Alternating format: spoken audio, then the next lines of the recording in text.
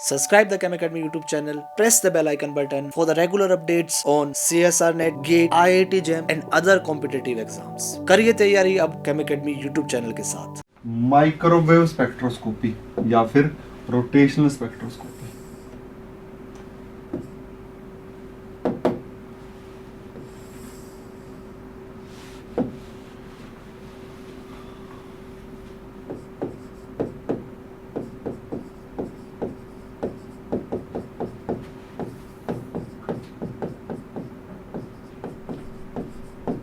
या फिर रोटेशनल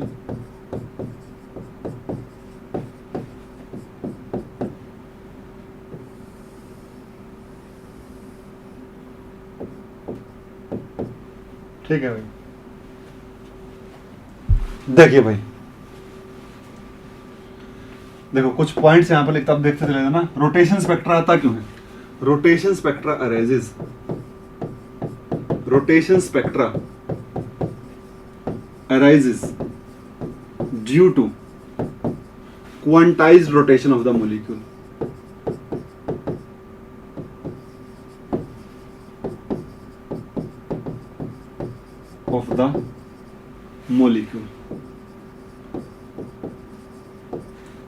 और क्या कहता है? Atoms do not give rotation spectra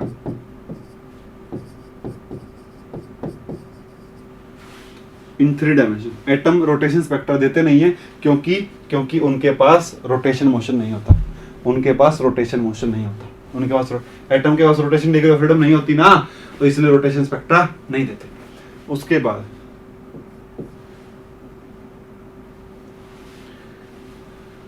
A diatomic molecule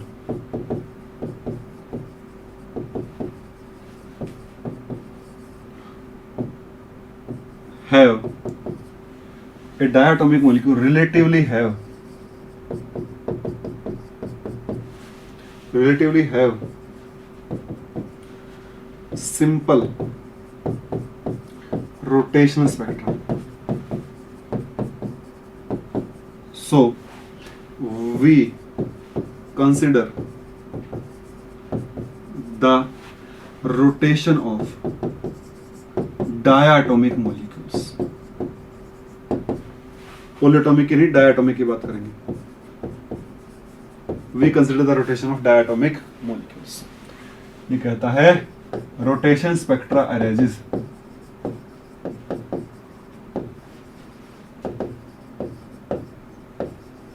due to interaction of,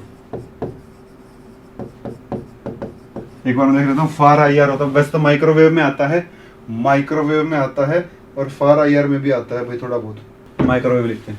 rotation far IR में भी आ जाता है। Rotation spectra arises due to interaction of microwave radiation with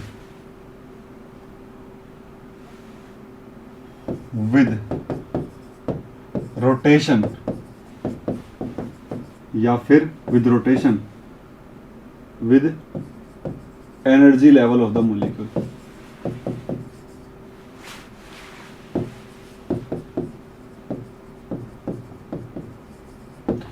rotation spectra कब अराइज होता है? जब electromagnetic radiation, microwave electromagnetic radiation interact करती हैं किसी मॉलिक्यूल के रोटेशन एनर्जी लेवल के साथ, या फिर उसकी रोटेशनल एनर्जी के साथ जब इंटरेक्शन होता है माइक्रोवेव रेडिएशन का, तब आपको क्या मिलता है? रोटेशन स्पेक्ट्रा मिलता है। इसमें क्या कहते हैं भाई? To obtain rotation spectra, molecules must have in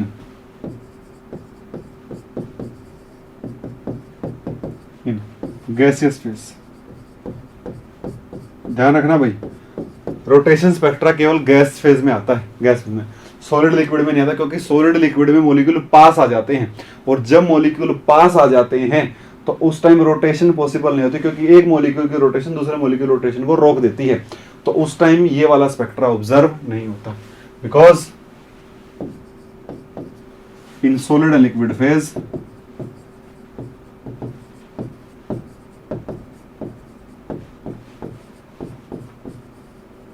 rotational motion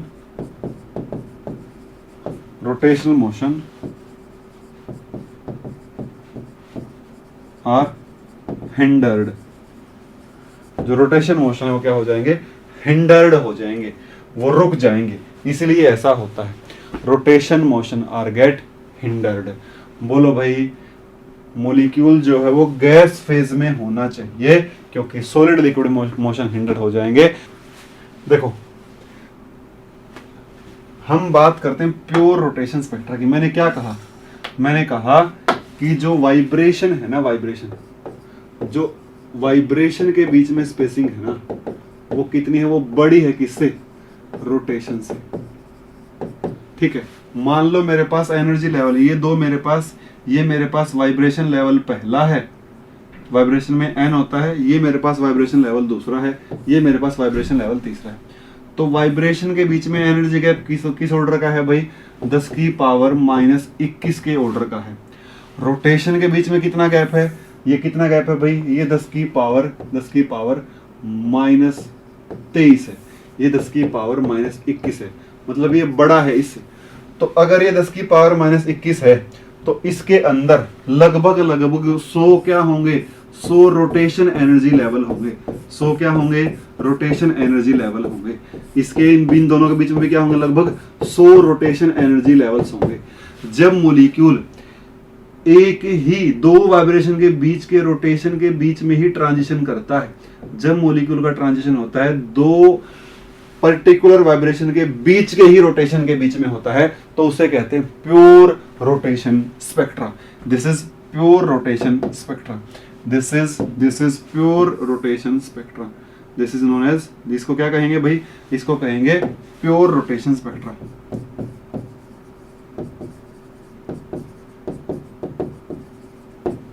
pure rotational spectra.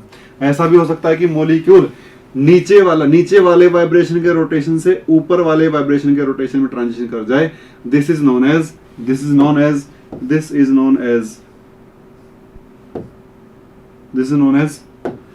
ये प्योर रोटेशन स्पेक्ट्रा नहीं है, ये इम्प्योर है, ये रोटेशन वाइब्रेशन है, ये रोटेशन वाइब्रेशन है, प्योर रोटेशन नहीं है। प्योर रोटेशन, इसमें रोटेशन भी चेंज हो गया, वाइब्रेशन भी चेंज हो गया, इसे कहते हैं प्योर रोटेशन स्पेक्ट्रा नीचे वाले को, क्योंकि दो रोटेशन ही बदला है, वाइब्रेशन नहीं बदला है। उसमें क्या बदल गया, वाइब्रेशन भी बदल गया और रोटेशन भी बदल गया है। प्योर रोटेशन स्पेक्ट्रा, हम प्योर रोटेशन ही पढ़ेंगे। Pure rotation spectra arises when pure rotation spectra arises when transitions takes place between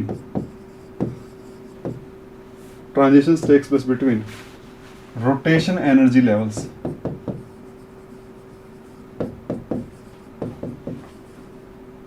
within the same vibration energy level. एक ही वाइब्रेशन के रोटेशन में जब ट्रांजिशन होते हैं तो उसे कहा जाता है प्योर रोटेशनल स्पेक्ट्रम। अब सबसे पहले देख लेते हैं कि कितनी तरह के रोटेटिंग मॉलिक्यूल होते हैं। मोमेंट ऑफ इनर्शिया के on the basis of 3 moment of inertia जो हमने देखे हैं, किसी भी मॉलिक्यूल में 3 तरीके के मोमेंट ऑफ इनर्शिया होते हैं, उनके बेसिस पे हमारे पास टाइप ऑफ रोटेटिंग मॉलिक्यूल होते हैं। क्या होता है अभी हमारे पास, types of rotating molecule, types of rotating molecules. ये ग्रुप थ्योरी में भी बात हो चुकी है भाई, और मैं यहां पर बताता हूं सभी के बारे में। सबसे पहला linear rotor.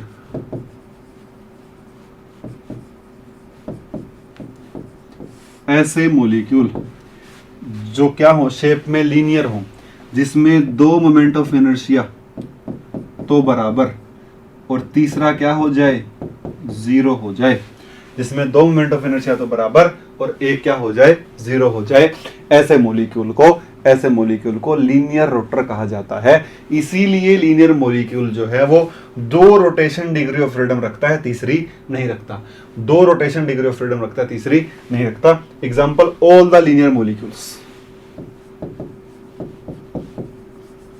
all the linear molecules, all the linear molecules, सारे के सारे लीनियर मॉलिक्यूल, HCl हो गया, N2 हो गया, CO2 हो गया, OCS हो गया, HCN हो गया, एटसेट्रा एटसेट्रा एटसेट्रा, सभी के सभी लीनियर रोटर मॉलिक्यूल हैं। ग्रुप थ्योरी में बात करूं तो जिनका point group C infinity V और D इन्फिनिटी H है, वो सारे मॉलिक्यूल लीनियर रोटर्स हैं। वो सारे मॉलिक्यूल लीनियर रोटर्स हैं। वो सारे के सारे मॉलिक्यूल लीनियर रोटर्स हैं।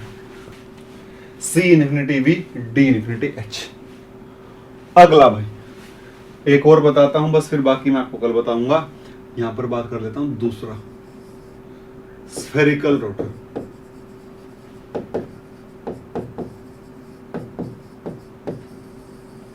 ऐसे मॉलिक्यूल जिनमें तीनों मोमेंट ऑफ इनर्शिया बराबर और कोई भी जीरो ना हो, जिसमें तीनों ही मोमेंट ऑफ इनर्शिया बराबर हों, जिसमें तीनों ही मोमेंट ऑफ इनर्शिया क्या होंगे, बराबर होंगे, ऐसे मॉलिक्यूल्स को क्या कहा जाता है? ऐसे मॉलिक्यूल्स को स्फेरिकल रोटर मॉलिक्यूल कहा जाता है। ऐसे मॉलिक्यूल्स को स्फेरिकल रोटर मॉलिक्यूल कहा जाता है।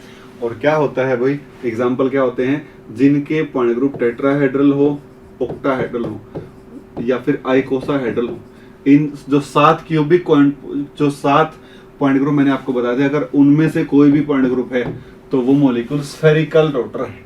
वो मॉलिक्यूल क्या है? स्फेरिकल रोटर है। For example CH4, CCl4, SF6,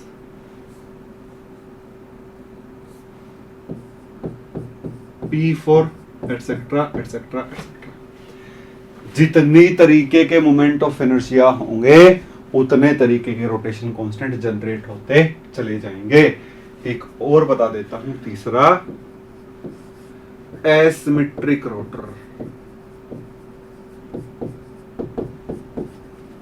ऐसे मॉलिक्यूल जिनमें तीनों ही मोमेंट ऑफ इनर्शिया क्या हो? अलग अलग हो। वो क्या होते हैं? एसिमेट्रिक होते हैं। जिनमें Cn हो या फिर Sn हो, Cn या Sn में, या फिर Cn एंड Sn दोनों में, Cn एंड Sn दोनों में ही n की वैल्यू 2 से छोटी हो या 2 के बराबर हो, वो मॉलिक्यूल क्या होते हैं? एसिमेट्रिक रोटर होते हैं। जैसे पानी, अरे 2 से, हाँ जी, छोटे वाले, जैसे पानी, जैसे CH2, Cl2, ऐसे मॉलिक्यूल क्या होते हैं भाई? एसिमेट्रिक रोटर होते हैं। अब हम बात करते हैं नंबर 4 कौन सा होता है भाई? नंबर 4 होता है आपके पास सिमेट्रिक रोटर्स।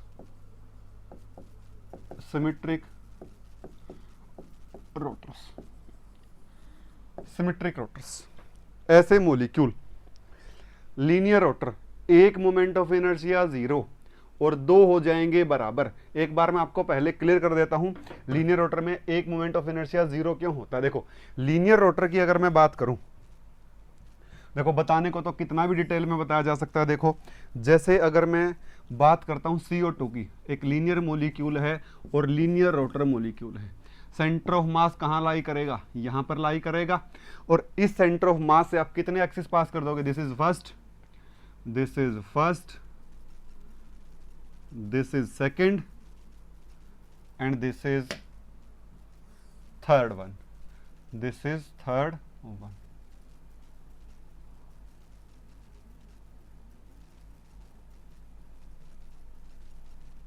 वन। ठीक है, 3 मोमेंट ऑफ इनर्शिया यहां पर हैं 3 मोमेंट ऑफ इनर्शिया यहाँ पर होंगे। लो भाई ये रहे तीनों के तीनों, first second and third. This is first, this is second and this is third. ये तो फर्स्ट ही है, दिस इज थर्ड। ध्यान से देखोगे तो यहाँ से इसके लिए क्या होगा भाई, ये उस कार्बन से ऑक्सीजन का डिस्टेंस r और ये भी सेम ही रहेगा फिर r, तो इसके लिए मोमेंट ऑफ इनर्शिया क्या आएगा, mr square plus mr square. किसका मास, ऑक्सीजन का मास।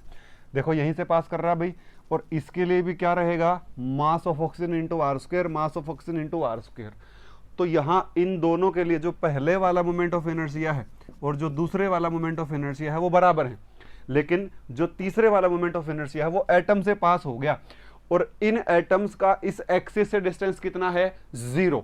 तो यहां पर क्या आ जाएगा, जो तीसरे वाला मोमेंट ऑफ इनर्शिया वो क्या हो जाएगा, 0 हो जाएगा। दो मोमेंट ऑफ इनर्शिया तो बराबर और तीसरे वाला क्या हो जाएगा, 0 हो जाएगा। ऐसे मॉलिक्यूल लीनियर रोटर कहलाते हैं। अब बात करते हैं सिमेट्रिक रोटर्स की। ऐसे मॉलिक्यूल जिनमें दो मोमेंट ऑफ इनर्शिया, जिसमें दो मोमेंट ऑफ इनर्शिया, ऐसे मॉलिक्यूल जिसमें दो मोमेंट ऑफ इनर्शिया बराबर और तीसरा उनसे अलग हो, उन मॉलिक्यूल्स को सिमेट्रिक रोटर कहा जाता है। ऐसे मॉलिक्यूल जिसमें दो मोमेंट ऑफ इनर्शिया बराबर, दो मोमेंट ऑफ इनर्शिया बराबर और तीसरा उनसे अलग हो, उन्हें सिमेट्रिक रोटर्स कहा जाता है। यहां ध्यान से देखिए, यहां ध्यान से देखिए भाई, यहां पर क्या होता है, अगर ग्रुप थ्योरी के अकॉर्डिंग मैं आपको बताऊं, ग्रुप थ्योरी के अकॉर्डिंग हम बात करें तो ग्रुप थ्योरी के अकॉर्डिंग क्या होता है भाई, ऐसे मॉलिक्यूल जिनमें Cn या Sn में n की वैल्यू 2 से बड़ी होगी, वो सारे के सारे मॉलिक्यूल सिमेट्रिक रोटर्स होंगे। वो सारे के सारे मॉलिक्यूल सिमेट्रिक रोटर्स होंगे। वो सारे के सारे मॉलिक्यूल सिमेट्रिक रोटर्स होंगे। ऐसे मॉलिक्यूल जिनमें Cn या Sn में n की वैल्यू 2 से बड़ी होगी, वो सारे मॉलिक्यूल सिमेट्रिक रोटर्स होंगे। सारे के सारे क्या होंगे भाई, सिमेट्रिक रोटर्स होंगे। ध्यान से देखना भाई, जैसे BF3 का मॉलिक्यूल है, BF3 जैसे बेंजीन है, बेंजीन है, उसके बाद जैसे CHCl3 है, जैसे अमोनिया है, ये सारे जैसे एलीन है, जैसे एलीन है, ये सारे मॉलिक्यूल क्या होंगे, सारे के सारे सिमेट्रिक रोटर्स मॉलिक्यूल कहलाएंगे। All these molecule are symmetric rotors. अब थोड़ा सा आगे बढ़ते हैं, इसके अंदर घुसते हैं जाके। देखो इसके अंदर घुसने से आपको मिलेगा क्या, दो तरीके के सिमेट्रिक टॉप रोटर होते हैं। देखो सिमेट्रिक टॉप रोटर की बात चल रही है भाई, सिमेट्रिक टॉप रोटर की बात चल रही है, सिमेट्रिक टॉप रोटर्स की बात चल रही है ना भाई। ये होते दो तरीके, एक होता है ओबलेट, एक होता है ओबलेट और एक होता है प्रोलेट, एक होता है प्रोलेट। ऐसे मॉलिक्यूल जिनमें जो बराबर है ना, जो बराबर हैं वो तीसरे वाले से छोटे हों, जो बराबर मोमेंट ऑफ इनर्शिया है वो तीसरे वाले से छोटे हों। ऐसे मॉलिक्यूल जिनमें जो बराबर वाले मोमेंट ऑफ इनर्शिया है ना, वो क्या हैं, वो तीसरे वाले से बड़े हैं, वो प्रोलेट होंगे, और जो छोटे होंगे वो ओबलेट होंगे। अरे भाई ये दो, जिसमें दो बराबर और एक अलग, दो बराबर और एक अलग, लेकिन जो अलग है वो इन दो से छोटा हो सकता है, इन दो से बड़ा भी हो सकता है। तो उसी के बेसिस पर क्या कर दिया है, क्लासीफाई फर्दर कर दिया है प्रोलेट एंड ओबलेट में। किसमें भाई, प्रोलेट एंड ओबलेट के अंदर क्लासिफिकेशन फर्दर कर दिया है। देखो याद करने का तरीका, देखो अल्फाबेट अगर आप A to Z देखते हो तो O के बाद P आता है, O के बाद P आता है, मतलब P बड़ा है O से, P बड़ा है O से, मतलब P बाद में आता है O से। तो जो बड़ा है ना, जो बड़ा है मतलब P अल्फाबेट बड़ा है, तो दो बड़े बराबर, P बड़ा है तो दो बड़े होंगे वो बराबर होंगे, और O छोटा है तो दो छोटे बराबर। जिसमें दो बड़े बराबर, ये दो बड़े हैं और जो बराबर हैं, जिसमें जो बराबर हैं वो दोनों बड़े हैं, वो प्रोलेट, जिसमें जो बराबर हैं और जो छोटे हैं वो क्या है, ओबलेट है। इस तरीके से कंसिडर कर सकते हो। अब मैं कैसे ढूंढूंगा, मैं कैसे ढूंढूंगा मतलब आप कैसे ढूंढोगे कौन सा सिमेट्रिक प्रोलेट है, कौन सा सिमेट्रिक ओबलेट है। देखिए भाई, देखिए अगर मैं एग्जांपल लेता हूं, ध्यान से सुनना भाई, पहला एग्जांपल लेता हूं BF3 बोरोन ट्राईफ्लोराइड। पहली बात तो आपको देख लेना है कि वो सिमेट्रिक है या नहीं है। क्या पता वो स्फेरिकल ही आप उसमें वैसे ही दिमाग खपा रहे हो, क्या पता वो लीनियर आप उसमें वैसे ही घुस रहे हो। आपको सबसे पहले क्या करना है, सबसे पहले आपको सिमेट्रिक ढूंढना है, सबसे पहले आपको सिमेट्रिक ढूंढना है। अब जैसे बोरोन ट्राईफ्लोराइड है, मैं कैसे ढूंढूंगा, कैसे आप पता लगाओगे कि ये प्रोलेट है या ओबलेट है? बहुत आसान सा तरीका है भाई। देखो 3 तरीके के मोमेंट ऑफ एनर्जियां हैं, 2 बराबर हैं, 1 अलग है। तो आपको क्या करना है, आप सबसे अलग वाला ढूंढ लो। मतलब या तो जो अलग आपने ढूंढा वो सबसे छोटा होगा या वो सबसे बड़ा होगा, या तो वो छोटा होगा या तो वो बड़ा होगा। अगर वो सबसे छोटा हुआ, अगर आपने सबसे छोटा मोमेंट ऑफ इनर्शिया ढूंढ दिया, ध्यान से सुनना भाई, 3 मोमेंट ऑफ इनर्शिया में जिसमें 2 बराबर हैं और 1 अलग है, मैं अलग वाले की बात कर रहा हूं।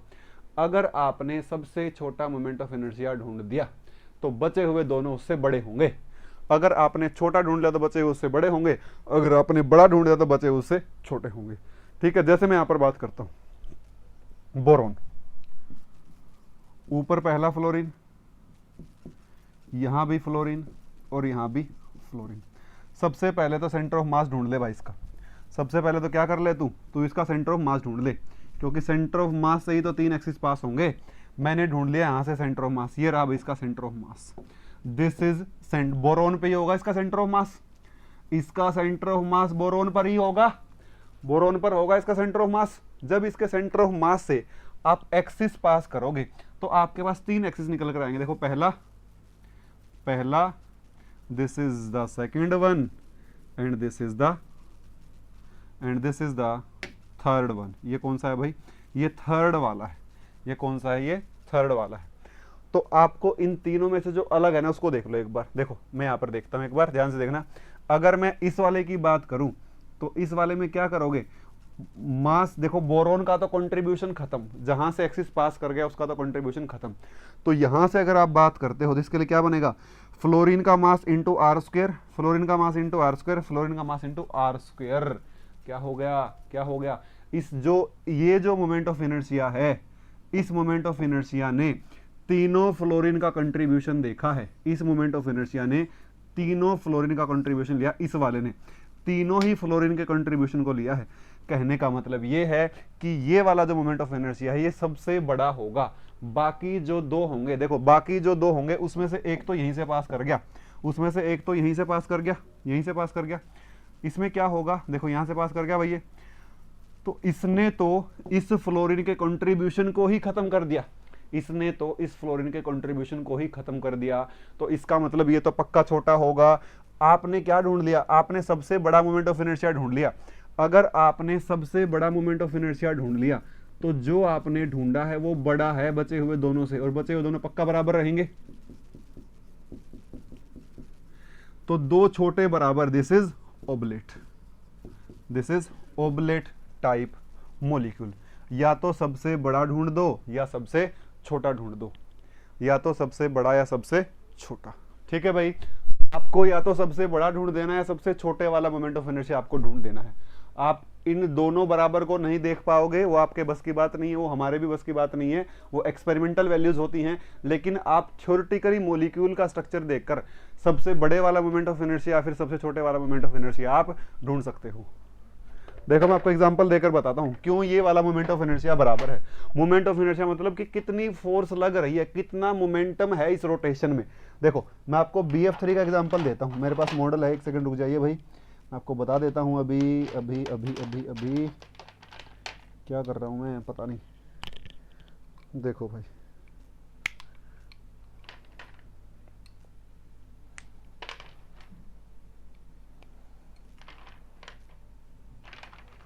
देखो भाई, एक कॉमन सेंस की बात आपको बताता हूं, एक कॉमन सेंस की बात आपको बता। देखो ये आपके पास स्ट्रक्चर है, अगर मैं इसको ऐसा रखता हूं, ऐसा, ठीक है, बीच में जो बोरोन है, फ्लोरीन, अगर मैं यहां से एक्सिस डालता हूं तो बोरोन अपनी जगह पर और तीनों फ्लोरीन रोटेशन कर जाएंगे ऐसे, तीनों फ्लोरीन ऐसे रोटेशन कर जाएंगे। तो यहां पर क्या होगा, यहां पर तीनों फ्लोरीन मोशन में है। लेकिन अगर आप इस वाले की बात करते हो, इस वाले की, देखो इस वाले की बात करते हो, तो यहां पर आपका बोरोन और फ्लोरीन फिक्स हो गए।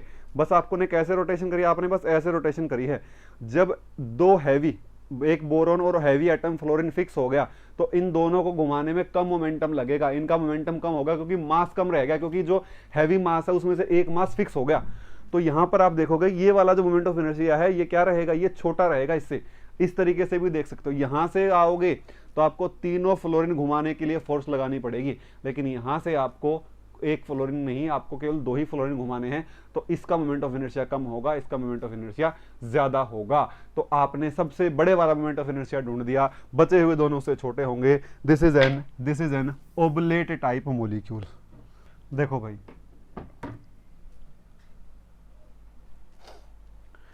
अगला एग्जांपल लेकर चलता हूं मैं आगे। देखो यहीं पर देख लो बच्चा है CHCl3। देखो कार्बन होगा, एक हाइड्रोजन होगा, एक क्लोरीन होगा, एक और क्लोरीन होगा और एक यहां पर और क्लोरीन होगा। सही बात है। तो जो मोमेंट ऑफ इनर्शिया, जो सेंटर ऑफ मास है, वो कहीं कार्बन की तरफ ही लाई करेगा, यहीं पर इनके बीचों बीच कहीं यहां लाई करेगा, क्योंकि क्लोरीन का मास ज्यादा है, हाइड्रोजन का मास कम है।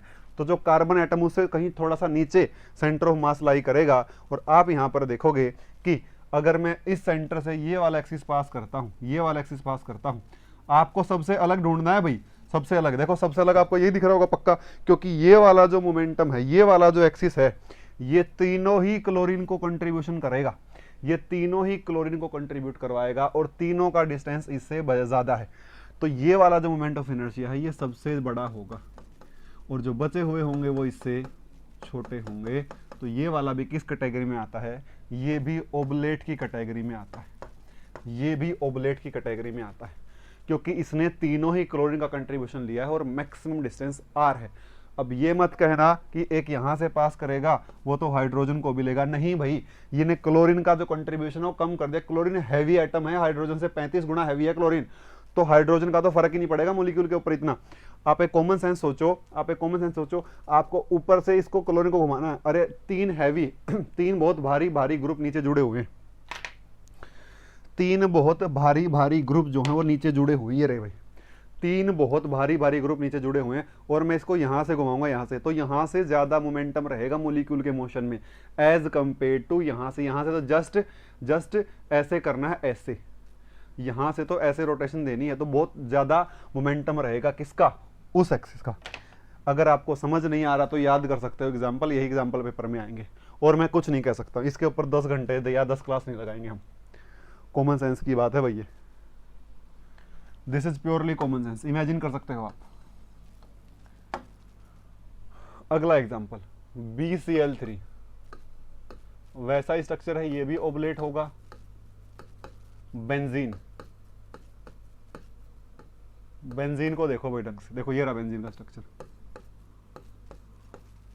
ये रहा benzene, hydrogen hydrogen hydrogen hydrogen hydrogen और हाइड्रोजन।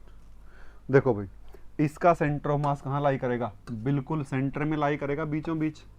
और इस सेंटर से अगर आप एक्सिस पास करते हो तो आप 3 एक्सिस ऐसे पास कर दोगे, ऐसे ऐसे और ऐसे, ठीक है। आपको पर तीनों तो देखने नहीं, आपको कौन देखना, आपको सबसे अलग वाला देखना है।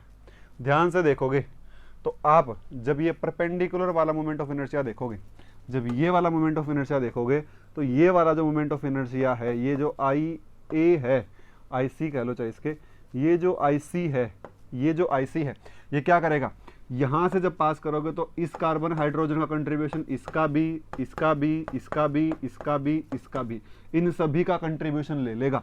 इस मॉलिक्यूल में इससे बड़ा कोई नहीं हो सकता, इस मॉलिक्यूल में इससे बड़ा कोई नहीं हो सकता, ये सबसे बड़ा है। तो बचे हुए जो 2 होंगे वो इससे क्या होंगे, छोटे होंगे। तो जो IC है वो बड़ा हो गया बचे हुए दोनों से, तो ये मॉलिक्यूल भी क्या हो गया, benzene is also oblate type molecule, oblate type molecule.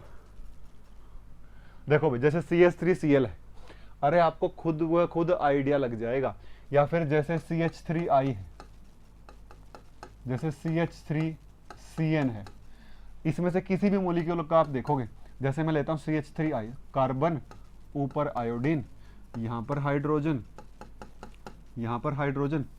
देखो आपको खुद आइडिया हो जाएगा, आपको खुद आइडिया हो जाएगा। पहली बात तो C3 एक्सिस है इसमें, पहली बात तो C3 एक्सिस है इसमें। तो आपको क्या करना होगा, आपको क्या करना होगा, आपको इसे इस तरीके से देखना होगा। आपको इसे, अगर किसी मॉलिक्यूल में एक हैवी एटम है, एक आइडिया दे रहा हूं आपको, अगर किसी मॉलिक्यूल में एक हैवी एटम है तो मोस्ट प्रोबेबली वो प्रोलेट ही जाएगा। देखो इसमें एक हैवी एटम है, आप एक ऐसा एक्सिस का सेंटर मास आयोडीन की तरफ लाई करेगा यहाँ कहीं, क्योंकि आयोडीन हैवी है। अगर आप यहाँ से एक एक्सिस पास करते हो ऐसे, ठीक है, इस एक्सिस ने क्या कर दिया, इस एक्सिस ने इस आयोडीन के कंट्रीब्यूशन को खत्म कर दिया। मतलब इस एक्सिस ने, आपने जो हैवी वाला एटम है ना, यहां देखो आपने क्या कर दिया है, आपने एक हैवी वाले एटम को, हैवी वाले एटम को क्या कर दिया है, हैवी वाले एटम का मोमेंट ऑफ इनर्शिया जो है वो आपने फिक्स कर दिया है। अब आपको हैवी वाला एटम मूव नहीं करना। देखो ये क्या है भाई, कार्बन, हाइड्रोजन, हाइड्रोजन और ऊपर एक भारी सा एटम लगाओ, भारी सा एटम, ये रहा एक भारी सा, ऊपर आयोडीन है। अब आपने आयोडीन को फिक्स कर दिया, अब आपको ये हाइड्रोजन घुमाने हैं बस। तो जब आपने एक हैवी एटम को रोटेट नहीं करना है, एक हल्के हल्के एटम को रोटेशन करना है, तो इजी रहेगी वो रोटेशन। इसका जो मोमेंटम है वो कम रहेगा, इसका जो मोमेंट ऑफ इनर्शिया वो कम रहेगा। तो ऑब्वियस सी बात है इससे छोटा कोई नहीं हो सकता इसमें, क्योंकि हैवी एटम का, अगर फिजिक्स की डेफिनेशन में बात करूं तो आपने जो सेंटर ऑफ मास से जो आयोडीन का डिस्टेंस है ना, उसका कंट्रीब्यूशन खत्म कर दिया आपने सबसे हैवी एटम का, जो हैवी एटम जो है उसका मोमेंट ऑफ इनर्शिया खत्म कर दिया। तो ये वाला जो मोमेंट ऑफ इनर्शिया होगा ये आयोडीन को नहीं लेगा, तो ये जो मोमेंट ऑफ इनर्शिया होगा ये सबसे क्या होगा, छोटा होगा, ये सबसे छोटा होगा। और जो बचे हुए होंगे वो इससे क्या होंगे, ऑटोमेटिकली बड़े रह जाएंगे। तो ये क्या हो गया भाई, this is prolate, this is, दो बड़े बराबर हो गए, this is prolate type molecule, this is prolate type molecule. एक और लिख लियो रे, ये भी प्रोलेट, ये सारे के सारे ये प्रोलेट हैं, ये सब के सब क्या हैं, प्रोलेट हैं। अब घर पे जाके करते रहो प्रैक्टिस इसकी। देखो भाई, अगर कोई हैवी एटम है तो आपको उसके हैवी एटम, अगर आप हैवी एटम के कंट्रीब्यूशन को खत्म कर देते हो, मतलब अगर आप हैवी एटम से एक्सिस पास करते हो तो प्रोलेट जाएगा।